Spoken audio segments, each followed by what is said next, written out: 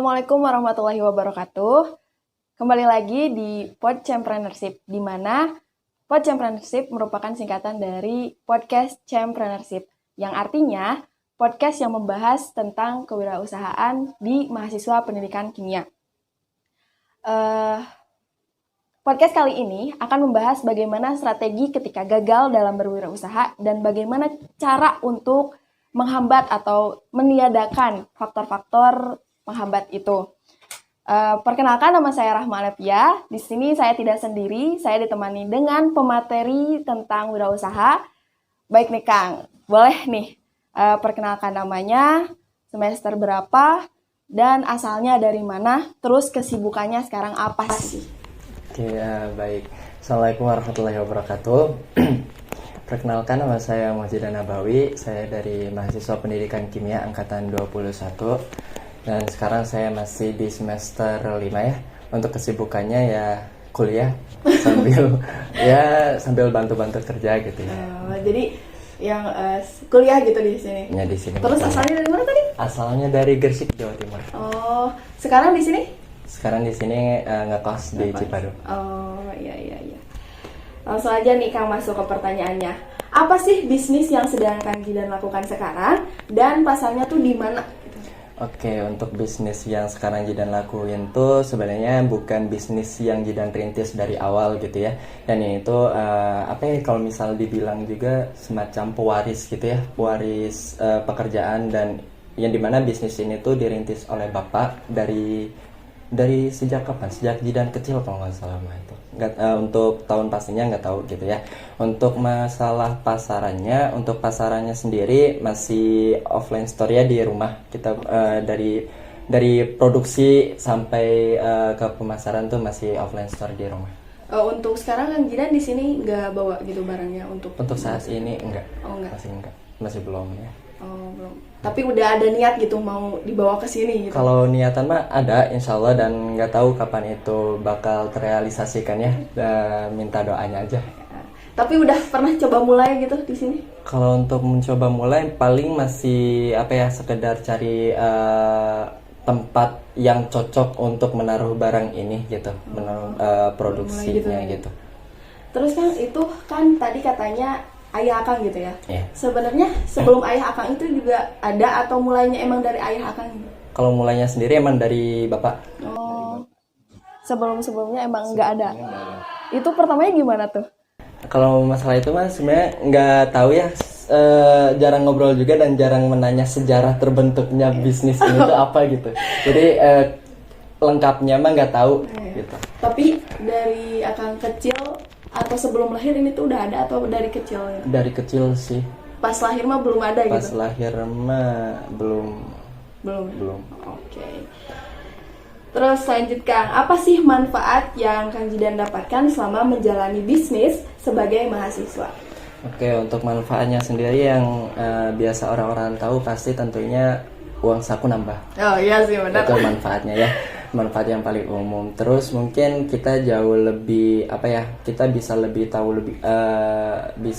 tahu mengenai dunia pekerjaan, dunia bisnis, yang seperti yang kita tahu bahwasanya dunia kayak gitu tuh makin kesini tuh makin kompetitif gitu ya. Benar. Jadi kita bisa menyusun strategi gitu, itu manfaatnya. Jadi kita bisa lebih tahu, terus time management kita juga bisa semakin baik gitu seiring berjalannya waktu gitu. Karena kan kita di samping kuliah juga kita ada pikiran buat bisnis kita, buat kerjaan kita dan lain sebagainya, gimana cara kita ngembangin dan lain sebagainya kan. Orang yang nggak bisa memanajemen waktu kayak gitu kan bakalan berantakan kayak gitu mungkin ya. Benar. Oke, lanjut ya Kang. Apa sih tantangan dan solusi yang Kang Jidan dapatkan selama menjalani bisnis sebagai mahasiswa? Oke, untuk tantangannya sendiri karena kan memang kita mahasiswa dan barang yang kita produksi juga bukan barang yang familiar di golongan mahasiswa gitu ya. Mungkin ya karena kan memang bisnis yang sekarang tuh kayak peci gitu kan, terus kayak alat-alat hardware dan sebagainya gitu kan, nggak semua orang tahu tentang barang itu gitu ya. Nah, itu mungkin tantangannya gimana cara kita mempromosikan bahwa kedua barang ini itu sebenarnya tuh menarik untuk kita miliki gitu. Terus mungkin tantangannya juga karena kita memang mahasiswa, jadi untuk cari-cari channel, cari-cari peluang pemasaran yang ada di sini khususnya gitu ya, itu tuh masih minim gitu dan masih tergolong susah kayak gitu. Solusinya tuh kan. Untuk solusinya mungkin ya apa ya solusinya, kita bisa memanfaatkan media sosial ya buat memperkenalkan barang-barang yang kita produksi gitu ya. Terus untuk mengenai masalah pemasaran di sini tuh masih tahap on progress dan kita masih mencari-cari lagi, dan kan apa ya, sebenarnya sudah ada ancaran untuk tempat kita menaruh barangnya kayak gitu kan. Tapi kan memang barang yang kita produksi itu barang yang tergolong musiman, kayak misalkan peci kan biasanya memperingati hari-hari Islam gitu kan, kayak Ramadan, terus tahun baru Islam kayak gitu kan. Terus alat-alat hadro juga gak tiap hari gitu kan, ada perayaan-perayaannya sendiri gitu. Jadi mungkin untuk sarannya juga nanti kita coba untuk datang ke tempatnya di waktu yang tepat gitu ya. Karena kemarin tuh pernah datang ke situ dan waktunya tuh nggak tepat gitu. Jadi kan pelanggannya juga minim gitu. Takutnya nanti gimana-gimana. Jadi kita tunda dulu untuk niatan kita yang itu. Kita coba lagi di tahun depan mungkin kayak gitu. Siap. Lanjut ya Kang. Ada gak sih tips agar tidak takut atau pesimis dalam menjalankan usaha ini? Tips agar tidak takut untuk menjalankan suatu usaha, kita harusnya punya visi misi yang kuat gitu ya mengenai usaha yang kita miliki. Tentunya niat yang paling utama tuh. Terus kita nggak perlu ngedengerin lah apa kata orang gitu. Karena itu tuh kebanyakan orang tuh terganggu dengan hal itu gitu. Terus kalau misalkan kita ngedengerin apa kata orang tuh, kita bakalan stuck aja di situ gitu. Kita nggak ada maju gitu. Alangkah baiknya gunain omongan orang tuh buat motivasi kita agar tetap semangat buat menjalankan usaha kita. Mungkin itu sih untuk tipsnya. Sama kalau bisa mah cari bisnis yang sekiranya sesuai dengan passion kita. Karena kalau misalkan bisnis itu sesuai dengan passion kita tuh, bawaannya kalau kita lagi ngejalankan suatu bisnis itu tuh happy, enjoy kayak gitu. Mungkin kayak gitu sih untuk tipsnya. Oke, yang selanjutnya, bagaimana mengelola waktu antara tugas akademis dan kebutuhan bisnis sebagai mahasiswa gitu? Oke, untuk time management mungkin ya. Untuk time management sebenarnya bagi Jidan sendiri sangat mudah dan gak susah. Sebenarnya untuk bisnis yang sekarang Jidan jalanin tuh gak terlalu mengganggu ke dunia perkuliahan gitu. Karena kan memang Jidan mulai apa ya, karena kan dulu tuh usaha tuh hanya sekedar offline, kita pemasarannya offline gitu ya di rumah. Tetapi sekarang kan sudah ada media sosial dan lain sebagainya, kayak Shopee, terus Tokopedia kayak gitu kan. Kita bisa melakukan pemasaran secara online di situ. Jadi Jidan datang ke sini nggak bawa apa-apa gitu. Jadi cuma bawa memperkenalkan doang gitu. Jadi untuk time management juga nggak terlalu mengganggu ke dunia perkuliahan. Karena Jidan sendiri hanya kalau misalkan liburan aja gitu, Jidan turut bantu untuk produksi dan lain sebagainya. Nah kalau misalkan di sini mah cuma bantu promosiin, bantu memperkenalkan di dunia online dan lain sebagainya, mungkin kayak gitu sih. Dan kalau libur pun emang gak ngeganggu banget ke akademis ya? Karena kan kalau misalkan libur kan ya udah kita gabut gitu. Iya benar. Daripada kita gabut, kita kerja. Iya sih. Biasanya tuh di produksi apa sih Kang kalau di rumah tuh? Kalau misalkan di rumah tuh Jidan lebih terjun ke dunia alat terbana. Cuma kalau misalkan ke peci itu apa ya, karena kan tadi musiman juga gitu kan ya, pasti terjunnya tuh ketika menjelang-jelang perayaan Islam gitu kan, ketika musimnya doang gitu, ataupun ketika ada yang pesan gitu, mungkin gitu doang. Jadi kalau misalkan dibilang lebih sering terjun kemana, terjun ke alat-alat terbana, karena memang alat-alat hadra tuh, alat hadra atau alat terbana tuh hampir tiap hari kita produksi, karena ada kita sudah punya langganan yang hampir tiap minggu kita kirim gitu. Kayak gitu. Itu minimalnya tuh berapa sih? Minimalnya tuh paling enggak ada tiap minggu tuh 2 sampai 5 kodi gitu. Gitu ya? Banyak lah lumayan. Dan itu tuh yang belinya tuh emang dia lagi gitu, yang langganan gitu. Iya, biasanya kayak gitu. Itu tuh jadi orang kedua kah atau gimana? Nah, bisa dibilang orang kedua. Orang kedua lagi ya. Jadi dia jual lagi gitu. Dia jual lagi. Gitu. Tapi harganya sama atau dia tuh sebagai gimana ya, orang kedua dengan merek yang sama atau dia ngejual dengan merek yang berbeda gitu? Dengan merek yang sama. Oh, tapi Jadi, di pasarinya iya sama? dipasarinya sama beliau gitu. Lanjut ya Kang, bagaimana cara membangun jaringan dan mencari peluang usaha sebagai mahasiswa? Untuk membangun jaringan sendiri yang seperti tadi Jidan bilang ya, masuk ke tantangan yang sebenarnya masih belum bisa terpecahkan gitu ya, karena bagi Jidan sendiri itu masih susah gitu. Tetapi di sini Jidan tuh menjalankan bisnisnya tuh gak sendiri gitu ya, kan ada kakak, terus bapak juga masih lanjut lah ya gitu. Jadi untuk membangun peluang juga ikut dibantu sama kakak dan lain sebagainya gitu kan. Nah kalau misalkan dari Jidannya sendiri tuh masih tergolong susah, masih hanya memperkenalkan dunia bisnis Jidan tuh ke teman-teman Jidan sendiri kayak gitu. Mungkin nantinya ada temennya yang butuh gitu kan, bisa langsung gitu kontak kan, gitu bisa ya. langsung kontak aja gitu.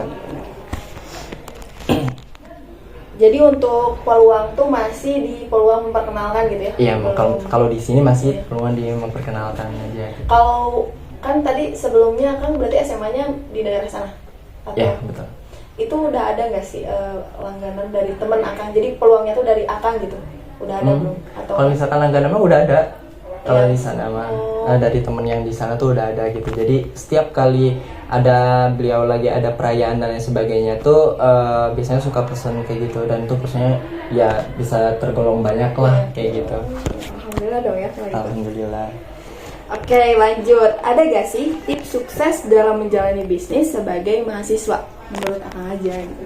Oke, tips sukses untuk menjalankan bisnis ya di kalangan mahasiswa tuh yang pertama mungkin yang tadi ya, visi misi atau niat kita harus kuat, terus mental kita juga harus kuat, time management kita juga harus bagus gitu ya.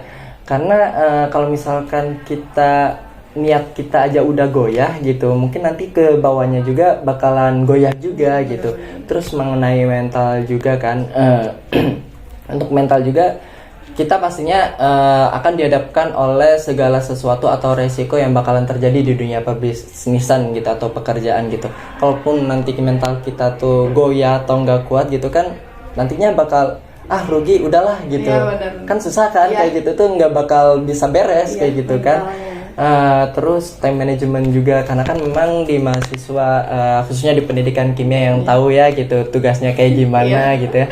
Nah itu tuh harus benar-benar di manajemen dengan baik gitu, karena kalau misalkan enggak itu tuh bakalan berantakan dan kacau juga gitu, takutnya nanti kitanya sendiri yang rugi gitu.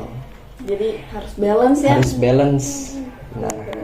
Yang selanjutnya, apa pentingnya pengalaman berwirausaha bagi mahasiswa untuk mempersiapkan karir di masa depan? Tentunya kita jadi lebih tahu dunia pekerjaan sama dunia bisnis tuh kayak gimana gitu ya. Karena kan yang kita tahu dunia pekerjaan sekarang tuh makin kesini makin kompetitif gitu, dan ada aja lah ide dari orang lain gitu kan. Tetapi kita nggak boleh goyah nih gitu. Kita harus tetap berpegang teguh dengan argumen yang kita miliki agar gimana caranya ide kita tuh bisa berkembang gitu, nggak kalah dengan orang lain itu. Terus untuk manfaat yang lain tuh pentingnya dari pengalaman yang lain tuh kayak kita jadi lebih banyak relasi dengan orang kayak gitu kan. Terus juga yang paling utama adalah duit. Kita bisa memanfaatkan duit itu buat healing dan lain sebagainya, karena kan itu juga hasil usaha kita gitu. Jadi kita juga perlu semacam self reward dan lain sebagainya kayak gitu. Terus nanti jadi kita tuh jadi lebih tahu gitu, dan lebih hidup kita tuh jadi lebih terstruktur karena kita seberes kuliah kita udah ada bisnis nih. Jadi kita nggak perlu cari-cari kerja lagi gitu. Yang ada teman-teman Akang minta kerja gitu ya. Itu mungkin ya yang bakal terjadi. Terus kan sebagai kan di sini pasti teknologinya juga makin maju ya. Selain online store itu gitu, Akang punya channel sendiri nggak sih? Jadi si uangnya tuh langsung masuk gitu ke kita tanpa ada pihak ketiga, maksudnya masuk dulu ke mitra sana terus cair kalau udah diterima. Ada nggak sih?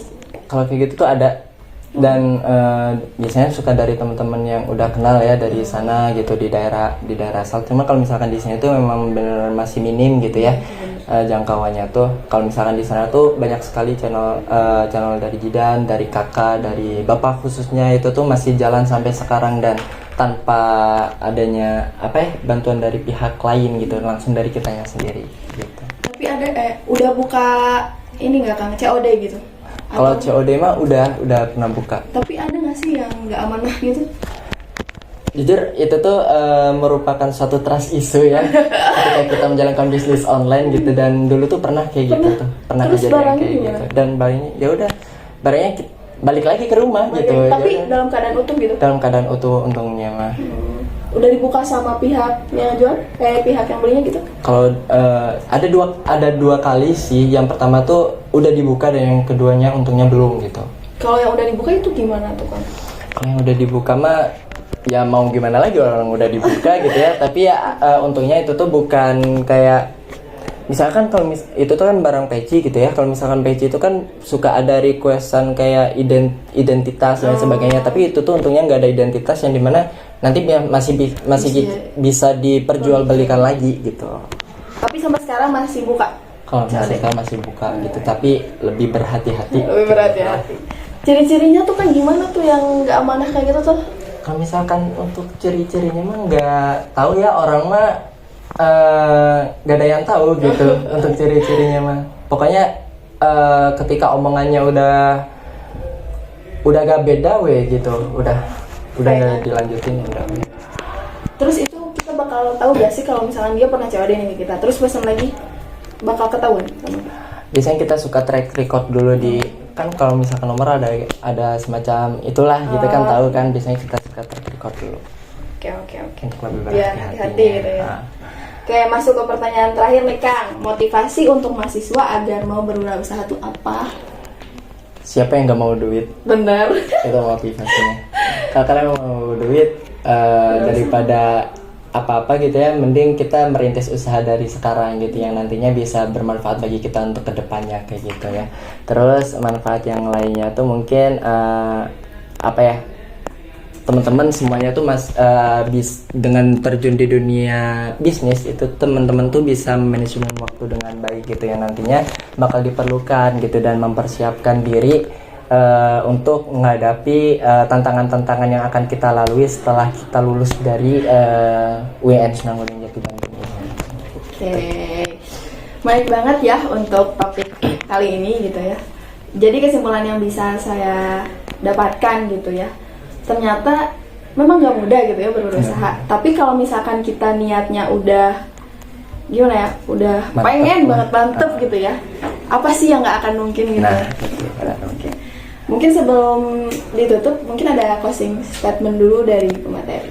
Untuk closing statement mungkin semoga teman-teman bisa mengambil hikmah dari sedikit cerita yang Jidan kasih gitu ya, dan syukur-syukur ada yang terbangun motivasinya untuk membuka suatu usaha gitu ya, ataupun nanti bisa bekerja sama dan lain sebagainya kayak gitu. Karena usahain kita mulai merintis dunia masa depan kita dari sekarang, karena kalau misalkan enggak nanti ya keteteran gitu mau kayak gimana gitu ya kan. Mungkin kayak gitu aja sih.